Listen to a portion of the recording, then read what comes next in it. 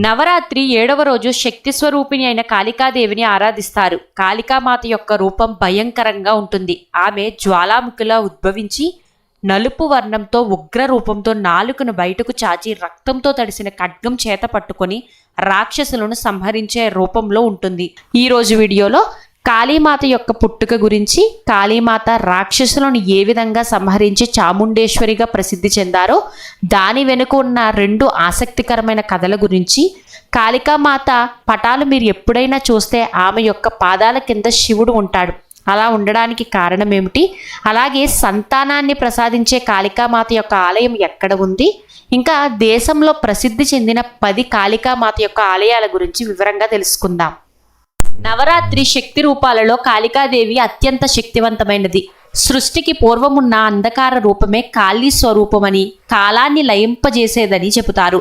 దుర్గాదేవి యొక్క మరో అవతారమే కాళీమాతగా అభివర్ణించారు. ఋగ్వేదంలో కాళీ యొక్క ఆవిర్భావం వివరించారు. మార్కండేయ పురాణంలో కూడా దేవి మహాత్యంలోనూ పరాశక్తి గురించి పేర్కొన్నారు. దేవమాత అదితికి ఆదిత్యులు జన్మించారు. అందుకే సూర్యోదయ అస్తమయాలు 2 అదితికి అన్వయింపబడ్డాయి. కానీ అదితి మాత్రం ఉదయతత్వాన్ని తాను ఉంచుకొని అస్తమయ తత్వాన్ని దితికి అన్వయించింది. ఈ ఇద్దరు చీకటి వెలుగులు, సృష్టి లయలు, జనన మరణాలు, జ్ఞానాజ్ఞానాలకు అధిదేవతలు. ఈ ఇద్దరి తత్వాలు ఏకమై కాళీమాత అనే సంయుక్త రూపం ఏర్పడిందని ప్రశస్తి. కాళీ స్వరూపం బాహ్యానికి భయంకరం. సదాశివుని ఆసనంగా చేసుకుని ఆయన గుండెల మీద ఒక కాలును ఉంచి దిగంబరంగా నిలబడి ఉంటుంది. నల్లని రూపం, మెడలో 54 కపాలాలతో కూర్చిన దండ, ఒక చేతిలో రక్తసిక్తమైన శిరస్సు, రెండో చేతిలో కత్తి, మరో కుడి చేయితో అభయముద్రలో ఉండి ఎడమ చేయి అభయ ప్రదానం చేస్తున్నట్లు ఉంటుంది. నుదుట 3వ కన్ను ప్రజ్వలిస్తుంటే నాలుక రక్తసిక్తమై వేలాడుతూ ఉంటుంది. ఆమె దిగంబరి, కానీ దిక్కులనే వస్త్రాలుగా ధరించిన దేవత. తెల్లని ఛాయ. శివుడు శుద్ధ చిద్రూపుడై శవాకృతిగా ఉండగా క్రియారూపిణి అయిన కాళికా శక్తి ఆయనపై ఆధారపడి ఉంటుంది. సౌమ్య రౌద్ర రూపాల సమన్వయకారమే కాళీ స్వరూపం. అమ్మ ధరించిన కపాలాలు 54 సంస్కృత అక్షరాలను సంపుటి అని చెబుతారు. ఆ కపాలాలు ఆయా అక్షరాలను ఉచ్చరిస్తే ఆ శబ్దాలు ఏకస్వరమై ఓంకారమైందని చెప్తారు. ఇప్పుడు కాళికామాత యొక్క పుట్టుక గురించి తెలుసుకుందాం. పురాణాల ప్రకారం ఒకప్పుడు 2 రాక్షసులు, శంభుడు మరియు నిశంభుడు, దేవతలపై ఆధిపత్యాన్ని వహించి దేవలోకాన్ని ఆక్రమించారు. వారు ఇంద్రుడిని మరియు అతని సైన్యాన్ని కూడా ఓడించి స్వర్గాన్ని దక్కించుకున్నారు. స్వర్గం కోల్పోయిన ఇంద్రుడు మరియు ఇతర దేవతలు హిమాలయాలకు వెళ్ళి పార్వతీదేవిని ప్రార్థించారు. దేవతల యొక్క ప్రార్థనలతో పార్వతీదేవి చండీ రూపం ధరించి రాక్షసులను సంహరించడానికి బయలుదేరింది. అప్పుడు శంభుడు, నిశంభుడు తమ సైన్యంలో నుండి చండు మరియు ముండు అనే రాక్షసులను యుద్ధానికి పంపించారు. చండీదేవి వారిని సంహరించడానికి తన శక్తితో కొత్త దేవిని సృష్టించింది. అంటే ఉగ్ర రూపమే ఈ కాళికాదేవి యొక్క రూపం అని చెబుతారు. కాళికాదేవి చండు మరియు ముండుని సంహరించి చాముండేశ్వరి అని ప్రసిద్ధి చెందింది. అలాగే రక్తబీజుడు అనే రాక్షసును కూడా సంహరించింది. ఈ సంఘటనను దుర్గా పూజ మరియు నవరాత్రి పర్వదినాలలో స్మరించుకుంటారు. మీరు సాధారణంగా కాళికాదేవి యొక్క పటాలను గమనిస్తే కాళికాదేవి యొక్క కాళ్ల కింద మహాశివుడు ఉన్నట్లుగా కనిపిస్తుంది. కాళికామాత యొక్క పాదాలు పరమశివుడి మీద ఉన్నట్టుగా కనిపిస్తుంది. అలా ఎందుకు ఉంటుందో దాని వెనుక ఉన్న ఆసక్తికరమైన కథ గురించి ఇప్పుడు తెలుసుకుందాం. రాక్షస గణాలను అందరినీ చంపగా చివరికి రక్తబీజుడు అనే రాక్షసుడు మిగులుతాడు. బ్రహ్మ ఇచ్చిన వరం ఫలితంగా రక్తబీజుని ఒంటి నుంచి ఒక్క రక్తం చుక్క భూమిపై పడినా అప్పుడు వందలాది మంది సైనికులు రక్తబీజుని వలె పుట్టుకొస్తారు. దీంతో దుర్గాదేవి అతనితో తలపడి గాయపరిచిన కొలది అతని యొక్క సైన్యం సంఖ్య పెరిగిపోతూ ఉంటుంది. దుర్గాదేవి అయోమయ స్థితిలో పడుతుంది. సైనికులు మూకుమ్మడిగా దుర్గాదేవిపై దాడి చేస్తూ ఉంటారు. ఆమెకు కలిగిన కోపంతో భయంకర రూపంలోని కాళికాదేవి ఆవిర్భవించింది. కాళికాదేవి సైనికులను సంహరించి చివరకు రక్తబీజునిపై దాడి చేస్తుంది. రక్తబీజును ఒడిసి పట్టుకుని అతని ఒంటిలోని రక్తాన్ని పూర్తిగా తాగేస్తుంది. కాళికాదేవి రక్తాన్ని నేలపై పడకముందే తన జిహ్వతో పీల్చి రక్తబీజుని సంహరిస్తుంది. దీంతో రక్తబీజుడు మరణిస్తాడు. అయితే రక్తబీజుని యొక్క రక్తం తాగిన కాళికాదేవిపై దుష్ప్రభావం చూపసాగుతుంది. దీంతో కాళీ కరాల నృత్యం చేయడం ప్రారంభిస్తుంది. భూమిపై వేస్తున్న ఒక్కొక్క అడుగుతో సృష్టి వినాశనం మొదలవుతుంది. దేవతలు రక్షణకై జోక్యం చేసుకోవాలని శివుడిని ప్రార్థిస్తారు. శివుడు యుద్ధభూమికి వచ్చి కాళీని శాంతింపచేయడానికి ఆమెను పలుమార్లు పిలుస్తాడు. అయితే ఆమె వినిపించుకునే స్థితిలో ఉండదు. రాక్షసుల యొక్క మాంసాన్ని తింటూ నృత్యం కొనసాగిస్తూ భయంకరమైన ఉగ్రతాండవం చేస్తూ ఉంటుంది. ఆమె యొక్క కొప్పుముడి తొలగి కేశరాశిగా మారుతుంది. విప్పుకున్న ఆమె కేశపాసం కదలికతో వెలువడే గాలి కొందరు దేవతలను దూరానికి విసిరేస్తుంది. శివుడు అన్ని విధాలా ప్రయత్నించి చివరకు చేసేది లేక శాంతించమని కోరుతూ కాళికాదేవి యొక్క పాదాల క్రింద చేరతాడు. కాళికాదేవి యొక్క పాదం శివుడి యొక్క గుండెల మీద పడగానే కాళికాదేవి శాంతిస్తుంది. ఆ కోపాగ్ని నుంచి బయటపడి శాంతం వహించి మామూలు దుర్గాదేవిగా మారుతుంది. తంత్ర సాధనలో కూడా కాళికామాతని ప్రత్యేకంగా పూజిస్తారు.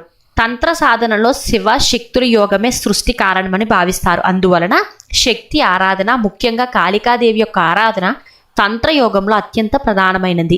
నిరుత్తర తంత్రం వంటి గ్రంథాలు కాళీ మంత్రాలు అన్నింటికన్నా శ్రేష్టమని చెబుతారు. కర్పూరాది స్తోత్రం శ్మశాన సాధనలో జరిగే పంచతత్వ క్రియను వివరిస్తుంది. కాళీ యొక్క ఉగ్ర రూపంపై ధ్యానం చేయడం ద్వారా మోక్షాన్ని పొందవచ్చునని చెబుతారు. తంత్రంలో కాళీ యొక్క రూపం మరణానికి ప్రతీక.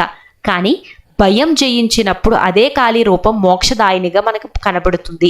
కాళీని సచిదానంద అంటే పరమానంద స్వరూపిణి అని, బ్రహ్మస్వరూపిణిగా వర్ణిస్తారు. కాళికామాత యొక్క ప్రాముఖ్యత ఏమిటి అంటే భక్తులను అజ్ఞానం, భయం, అహంకారం నుండి విముక్తి ఇచ్చే రూపం ఇది. ఆమె ఉగ్రరూపం భక్తులలోని చెడు భావాలను నాశనం చేసి మంచి మార్గం వైపు నడిపిస్తుంది. కాళికామాత పూజించే వారికి ధైర్యం, శక్తి, జ్ఞానం మరియు భయరహిత జీవితం ప్రసాదిస్తుందని విశ్వాసం. ఇప్పుడు కాళీమాత యొక్క రూపాల గురించి తెలుసుకుందాం. కాళీదేవికి అనేక రూపాలు ఉన్నాయని పురాణాలు చెబుతున్నాయి. ప్రతి ఒక్క రూపం కూడా ఒక ప్రత్యేక శక్తిని సూచిస్తుంది. అవేంటో, వాటి యొక్క అర్థాలు ఏమిటో తెలుసుకుందాం. ముందుగా దక్షిణ కాళి. ఇది అత్యంత శాంత స్వరూపం. 2 చేతులు కలిగి భయాన్ని తొలగించే అభయముద్రతో భక్తులను ఆశీర్వాదం చేస్తుంది. 2 శ్యామకాళి. ఇది గృహస్థులకు శాంతి, సంపద ప్రసాదించే రూపం. సాధారణంగా పశ్చిమ బెంగాల్లో ఎక్కువగా ఈ యొక్క రూపాన్ని ఆరాధిస్తారు. 3 మహాకాళి. ఇది విశ్వాన్ని సృష్టించి అలాగే నాశనం చేసే రూపం కలిగి ఉన్న శక్తి. ఇది తంత్ర సాధనలో ప్రధాన రూపంగా పూజిస్తారు. 4 చాముండకాళి. చండముండులను సంహరించిన రూపం ఇది. ఇది రక్త పిపాసి ఉగ్ర రూపంగా వర్ణించబడుతుంది. శ్మశాన కాళి. శ్మశానాలలో పూజించే రూపం ఇది. తంత్ర సాధకులకు అత్యంత శక్తివంతమైన రూపం. ఇవి కాకుండా ఇంకా 12 ముఖ్యమైన కాళీ రూపాలు ఉన్నాయి. అవేంటంటే ఆద్యకాళి. 10 మహావిద్యలలో ఒకటి ఇది. ఇది ఆదిశక్తి సృష్టి మూల రూపం. మాతాంగి కాళి. విద్యాదేవి సరస్వతికి ఉగ్ర రూపం ఇది. చిన్న మస్తకాళి. తలను నరికి రక్తాన్ని పానం చేసే రూపం ఇది. ఇది అతి భయంకరమైన రూపం. జీవన మరణ చక్రాన్ని సూచిస్తుంది. బగాలకాళి. రాక్షసుల నాలుకలను పీకే రూపం. శత్రు సంహారంలో శక్తివంతమైన రూపం. దక్షిణకాళి. అత్యంత ప్రసిద్ధమైన రూపం. కరుణామయి తల్లిగా భక్తులను రక్షించే రూపం ఇది. భైరవి కాళి. మరణానికి దూతగా వర్ణించబడిన రక్షక తల్లిగానే భావించే రూపం. తారాకాళి. నీలివర్ణంతో పులి చర్మం ధరించిన రూపం. షోడశీ కాళి. యవ్వన రూపం. జ్ఞానానికి, పరిణితికి ప్రతీక. కమలకాళి. లక్ష్మీదేవి అవతారంగా సంపద, ఐశ్వర్యాన్ని ప్రసాదించే రూపం. గుహ్యకాళి. గుప్త శక్తి రూపం. తంత్ర సాధనలో ప్రత్యేక రూపం. ధూమవతి కాళి. హిందూ ధర్మంలో ఏకైక దేవి రూపం. జీవితం యొక్క అంధకారాన్ని సూచించే రూపం ఇది. ఇప్పుడు భారతదేశంలోని 10 ప్రసిద్ధ కాళికామాత యొక్క ఆలయాల గురించి తెలుసుకుందాం. మొదటిగా కాళీఘాట్ కాళీ దేవాలయం. ఇది పశ్చిమ బెంగాల్లో కోల్కతాలో ఉంటుంది. 51 శక్తిపీఠాలలో ఇది ఒకటి. ఇక్కడ సతీదేవి యొక్క కుడి పాదవేళ్లు పడ్డాయని నమ్మకం. 2 దక్షిణేశ్వర్ కాళీ దేవాలయం. ఇది కూడా పశ్చిమ బెంగాల్ కోల్కతాలో ఉంటుంది. హుగ్లీ నది తీరంలో ఉన్న ఈ దేవాలయం సాయి రామకృష్ణ పరమహంస మహాసమాధితో ప్రసిద్ధి చెందినది.